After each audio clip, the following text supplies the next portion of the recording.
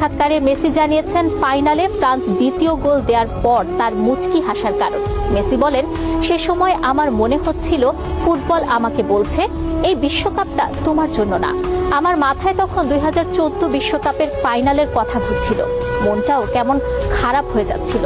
Messi জানান, তখন তার ভিতর থেকে একটা আওয়াজ আসে, বলে, জেগে ওঠো বোকা, বিশ্বকাপটা শুধু তোমার একার স্বপ্ন নয়, পুরো পৃথিবীর স্বপ্ন।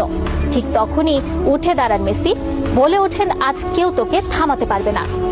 সাক্ষাৎকারে এভাবে সেদিনের স্মৃতিচারণ করেন মেসি। এর পরের ঘটনা সবারই জানা। সেদিন শ্বাসরুদ্ধকর এক ম্যাচ দেখে গোটা ফুটবল বিশ্ব, যেখানে শেষ পর্যন্ত আর্জেন্টাইন গোলরক্ষক এমিলিয়ানো মার্টিনেজের বীরত্বে দীর্ঘ 36 বছর পর শিরোপা জিতে আলবিসেলেস্তেরা। সেদিনের ম্যাচ যারা দেখেছেন তারা জানেন, সর্বকালের সেরারা কখনো হার মানেন না। এভাবেই বারবার উঠে দাঁড়িয়ে রচনা করেন ইতিহাস।